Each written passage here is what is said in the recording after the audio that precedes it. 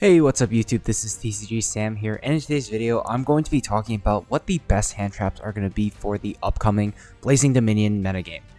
If you guys haven't checked out my Where to Hand Trap guide already, I'll link it in the description below so you can also have a better understanding of how to use these hand traps. But in this video, I'll generally be talking about how all the hand traps in the game will match up into the expected upcoming format, and also keep in mind that this was recorded before a ban list, so things may change if a ban list does drop after this video. But without any further ado, let's hop straight into it, starting with the Ghost Sisters. We got Ash Blossom. I think, no doubt, is still going to be a main deck staple. Reasoning still stays the same as previous formats. The ability to stop Charmies is probably the biggest draw of Ash Blossom. Makes it so when you go first, you're able to pop off a lot more often. Going second, of course, not always the best hand trap, and probably won't stop any competent decks outright, but it does have some applications against, let's say, a deck like Cool Tune. When they activate something like Cool Tune Synchro, you're able to Ash that, and it actually turns off quite a few of their interruptions. So Ash Blossom definitely should be in everyone's main deck in this upcoming format, even if you aren't playing a super big count of hand traps. Next up, we got Cherries. Because Cool Tune has the ability to rip cards from the extra deck, maybe they'll change up the way they build their extra decks, and I think that can make Cherries lose a little bit more value because it's a little bit harder to predict what people are going to put in their extra decks. Even then, that being said, Cherries was never going to be that good to begin with, so I think it probably goes at the very bottom of side deck potential. Dogwood, I think, is still unplayable until we get the old-time rules back, but that's probably for the best. Next up, we got Ogre. I actually think Ogre is something that moves up a few slots in this next format into main deck potential. The reason being, it is going to be pretty solid into a lot of the new decks that we have, in particular the Medius decks. So I talk about this a little bit more in depth in my Where to Hand Trap video, but basically the gist is, against all the Medius decks like Elf Note, Archmage, and Doomsday, they all generally have some sort of continuous smaller trap that you want to Ogre. There's multiple different spots against all those decks to hit them with Ogre, and Ogre is generally going to have a lot higher of a value against those matchups. It not only removes like a card from the field, it also prevents them from doing something as well, whereas beforehand, like in our current format, Ogre wasn't doing that much. I think in general against the old decks, Ogre is still probably not going to be super great, but because I think Ogre has a lot more value against the new decks that we're getting, it's definitely something you want to consider putting into your main deck now, in my opinion. Next up, we got Ghost Belle. Ghost Belle, I think, is a card that is fine for the next format. Off the top of my head, there isn't a super obvious application for Belle, except for maybe against something like stopping a Cool Tune Remix. But the problem with that argument is that since the Cool Tune player always knows what you have, if they see you have a copy of Ghost Belle, they just probably aren't going to go into the remix line anyways. Belle's kind of like Ash in the sense where it does have the potential to hit a multitude of different decks. It has some neat applications against stopping cards like, let's say, Call by the Grave, for example. I don't think this card is bad by any means. I might be overrating it a little bit, but I think it probably goes towards like the bottom of main deck potential. I think Belle is something with a little bit of potential in the stock playing format, and there could be some use cases I haven't even thought about yet. Finally, we got Ghost Mourner. I think Ghost Mourner is something with like the potential to be sided. I don't know why you'd ever play Mourner over a card like Valor or Imperm at the moment. I don't think effect negation is going to be particularly high impact in the next format, especially with a deck like Cool Tune, where even if you Imperm their main deck monsters, they still have the condition where they can synchro summon using monsters in hand, so it doesn't really outright stop their combo.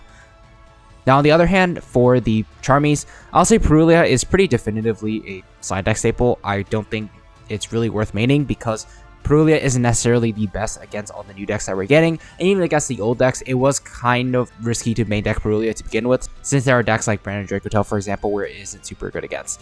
That being said, though, Purulia is great into many different matchups, like any Canaan variant. We're going to have Vanquish Hold if that's still around after the ban list. Against a deck like Archmage is also something that's great, that's incredibly strong too. So I definitely think Purulia should be in everyone's side deck. I wouldn't really choose to main it because there are a few matchups where it isn't super good. Fuwalos, on the other hand, I think is definitely going to be a main deck staple. Still going to be good against like all the old decks. Pretty good against all the new decks as well. Even though most of the new decks have ways to build half boards under Fua, I still think just forcing your opponent to end on a half board is probably the most you can ask for out of a hand trap. Meowls, on the other hand, I think is in an interesting spot. I don't know if there's a matchup where Meowls is going to be particularly great. Maybe a deck like Malice comes to mind, but then again, like depending on how the ban list goes, Mouse might not even be around, or depending on how the meta shifts, Mouse just may naturally be shifted out of the meta anyways. Although that second one is a little bit less likely because they are getting quote-unquote new support in a card like Dominus Spark. But anyways, outside of Malice, I don't really think there is a matchup where Meowls is going to be particularly great into. I'd probably put it at the top of side deck potential. It really depends on where the meta shifts. I could be missing like a super obvious deck this is good against, but off the top of my head, unless the meta shifts drastically where we have more of these decks, like graveyard or banish type decks, Meowls is probably not going to be seeing too much play. And then next up for the C's, I think Contact C is something that's like maybe the potential for a side deck. It's pretty good into like some matchups, but ultimately it's just so ineffective into others that I can't really see any justification for putting it any higher. If you want to target very, very specific matchups that lose this card, like fine, but I think generally the best decks all aren't really affected by this card, so it probably isn't going to be that good. Retaliating C, on the other hand, I think is interesting. So in addition to the old decks that we have in the current format where she can hit, so like cards like decks like Dragotail, for example, it should also have some applications into, like, let's say the branded deck that might be seeing a little bit more play. It also has some applications into Cool Tune as well, because they do play Synchro Overtake. They do play Cool Tune Synchro does include the effect of Synchro Summon. So Retaliating C can be pretty solid against that deck, because their monsters are kind of like the Dragotails, where if they don't get to go to grave, then they aren't able to get their effects. So I think Retaliating C is probably something I would say is like still very solid in the side deck, especially because if we don't get a ban list, Dragotail is definitely going to still be around.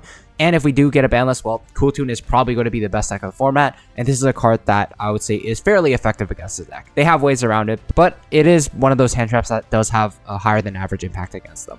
Sneaky C, I think, is still pretty much unplayable. Not much to say about this card. And then next up for the Dominus cards, I think Songs is something with like some side deck potential. Its interruption effect is like fine. I think the cool part about this card is that since we have so many more Dominus cards in the game now, if you're playing a deck that's able to support other copies of Dominus, in addition to being able to support Songs, I definitely think it's a super strong card. It's going to be able to search you Dominus cards, which are some of the best hand traps that we have in the game at the moment. And so even if Songs itself isn't the necessarily most impactful hand trap, being able to search a card like Impulse or Spark definitely makes this card a lot better, in my opinion. So if your deck's able to play this and another Dominus, I definitely choose to play it, but Purge, I think, is something with the potential to be main decked as well. It's still going to be a very solid card. If Dracotail is still around, it's able to stop the Dracotail traps. Against the Cool Tune deck, it has applications even as your 6th card, being able to stop a card like Cool Tune Synchro, and pair that with the fact that it's just pretty generically good into every single matchup, and it can potentially be searched off of Songs, means I think Dominus Purge is definitely still going to be up there. Impulse, I think, is definitely something you would choose to put in your main deck if you can play it. This card's going to be great into pretty much every single deck out there, both old and new. Not too much to say about Impulse either. Definitely would be playing it if your deck can support it. Dominus Spiral, I think, is an interesting one. Its interruption effect is fine. Actually, for the most part, it's not a bad interruption effect by any means, but I think there just isn't a deck that's able to take full advantage of this right now because the typings just don't really work out. I would say the card is not bad by any means. It is going to take a very, very specific deck to take full advantage of this. Now, on the other hand, I would say Spark, if you can play it, like you should definitely play it. Spark is sort of like Impulse, where it's going to be good into almost every single deck, if not every deck out there. All the top decks that we have at the moment, and all the anticipated top decks of the next format that we're getting from Blazing Dominion, all will play into Spark in one way or another. And the great thing about Spark is, like, it also can act as a pseudo board breaker in those cases, because you don't have to use Spark right away to interrupt your opponent. You can simply use it during their end phase, let's say, and banish their biggest threat off the board. So I would say Spark, if your deck can play it, is definitely going to be in the main deck. Now, next up, we got some more generic hand traps. I'll say Droll is something at like very top of main deck potential. I almost want to put it in main deck staple, but because I think at least without a ban list, the format is going to be pretty wide, I wouldn't like 100% put Droll in the main deck right away, because there are still some decks like, for example, Brenda Dragotail, which don't really care about Droll. And new decks like Cool Tune, for example, can play under Droll fairly decently. So I would say that Droll is still going to be a very good card in certain matchups, and you could choose to main deck it because it's so good in those matchups, but without a ban list, I don't think the format is well defined enough for me to put this in main deck staple just yet. Nibiru, I think, is going to be in a pretty interesting place for this upcoming format. So right now, Nibiru, I would say, is in a fine spot. I'd probably put it in main deck potential without considering any of the new decks. But because we have new decks like Cool Tune, which can look at your hand, so if they see Nibiru in your hand, then they pretty much won't ever need to play into it. Against like the new Medius decks that we're getting, like Doom Z sets up a way to play around Nibiru really early on in their combo. So I think Nibiru really loses quite a bit of value in this upcoming format. I wouldn't say it's a bad card by any means, because if you're able to pair it with like multiple other hand traps, you're probably still going to be ending any combo deck's turn. But I think with the introduction of Cool Tune and like decks like Doom Z into the format, I don't really know if Nibiru is something that you should be playing right away. I want to put it, let's say, at the bottom of a side deck staple. I still believe that Nibiru is going to be a good card, and it can really punish players for overextending. But I think a competent player playing one of those decks that I mentioned probably won't ever play into Nibiru, so I can't really put it any higher than this. Next up, we got the effect negators like Valor and Impermanence. Similar to what I said about Mourner, I think these just go into the side deck potential tier. Like right now, they're fine cards. They're not great by any means, but they're not terrible. But I think next format, because of Cool Toon's projected dominance, I don't really think these like low impact effect negators are going to be super good. These cards just lose a lot of value against that deck, and these cards are pretty low impact to begin with. So unfortunately, I don't really think these cards are going to be super great in this upcoming format. Next up, we got Chaos Hunter and Lancea. I suppose if there's a banish deck that pops up, maybe these could go back into the side deck. But at least off the top of my head right now, out of like all the anticipated best decks, there isn't a deck that you really want to see put these cards against. And even now in our current format, the only deck you'd really want this against, I think, is going to be Malice. But who knows how popular Malice is going to be in this upcoming format. Cycle Reader, I think, is pretty unplayable. There's no like significantly good light deck this card's going to really shine against. Even though Fiendsmith is still going to be around, I don't really think this card is good enough to be played just for that context. Phantazmay, I think, is something with a little bit of side deck potential. A lot out of most of the new decks, I actually don't think any of them, I don't think too many of them actually choose to Link Summon. So it's probably a little bit worse than it was in the last format, and it wasn't that great to begin with. But at least with Phantazmay, I think there's some justification to playing it because it can help you dig deeper into your deck for not only more engine, you can also look for keyboard breakers and key hand traps in very specific matchups. Gnomaterial, I think, is pretty unplayable. Every deck just has too many extenders to push through this. I'll say Gamma is something you could potentially choose to side deck. Still going to be very high impact against a lot of decks. Like, for example, against Cool Toon, Gammaing their normal summon is pretty solid. It does force them to have like a card like Rotary or a card like Synchro Overtake. Gamma is still going to be just as high impact as it was before. But you wouldn't really play Gamma unless you're playing Delta. And speaking of Delta, I know I have the graphic for Epsilon here. For some reason, it's not letting me upload the picture of Delta, but basically pretend that this Epsilon is Delta. Delta, I would say, is probably something that is similar to Gamma, where if you are choosing to play one, you are definitely choosing to play the other. Delta, I think, is still going to be pretty solid in this upcoming format. There are a few more key spells that you can't stop. Every single one of the new decks has a pretty important spell that Delta seems fairly good against. A deck I haven't even talked about, for example, is like Clown Crew, and they really rely on their spells, for example, to get bodies out onto the board to tribute summon with. Hitting that deck with a card like Delta seems pretty good. And of course, against all the current matchups that we have, Delta's never going to be truly terrible. It should pretty much always be live if you see it. The only problem with Delta, I think, is it just loses quite a bit of value when you don't see it in your opening hand, because most of the time players are not necessarily going to use their spell cards outside of maybe Cool Toon Synchro without you having a body on the board already. And then next up, we got one of the best new hand traps in the game. That's going to be Harmonia. I think without a doubt, this is definitely going to be in everyone's main deck if your deck is able to play this card. This card just trades favorably into so many matchups. You get a free body, you get to non-target pop-up monster, which is already pretty crazy, and then you just get to send any synchro monster to the graveyard. There are a couple different ones. You can either send something proactive like Malong or Packbit to get rid of one more of your opponent's cards, or you can send something like Wind Pegasus at Ignister to really punish your opponent for destroying your card slate if you don't need the extra interruption right away. The card is definitely going to see play in every single deck that's able to support it.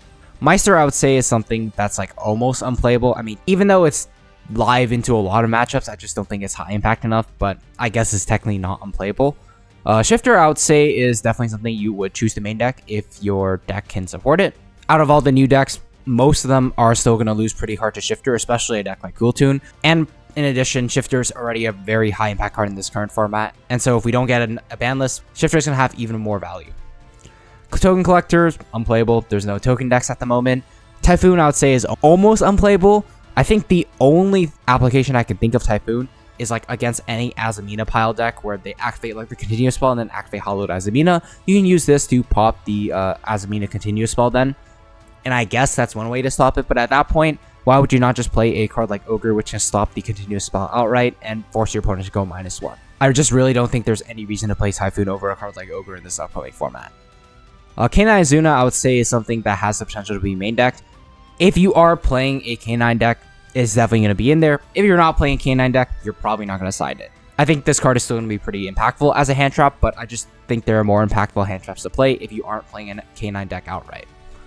DD Crow, I would say, is something with like some potential to be side decked. It has a few applications against decks in our current format.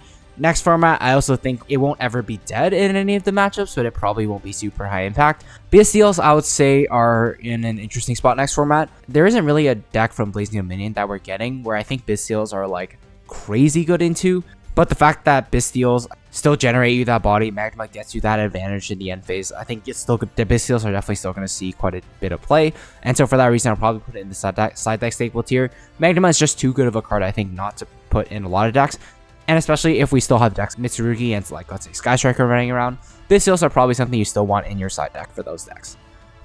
And finally, we got Veidos. I'll say Veidos is something that I guess is not unplayable. There are a few decks that use field spells, like even a deck like Cool Tune technically uses one. Although I think in most competitive decks, there's no reason to really play this card. But I suppose like most other cards in this tier, it's technically not unplayable. So that's going to do it for this video. Let me know what you guys thought about in the comment section below. What do you think are going to be the best hand traps in this upcoming format? Let me know if you know of any super underrated hand traps that you think are going to be great in this upcoming format. Once again, be sure to check out my Where to Hand Trap guide, which I have linked in the description if you want to see how these hand traps actually match up into some of the best decks that we're getting out of Blazing Dominion. Also want to ask you guys to please consider subscribing to the channel if you found this video helpful. But with all that being said, I just want to thank you guys so much for watching, and I will see you guys in the next one.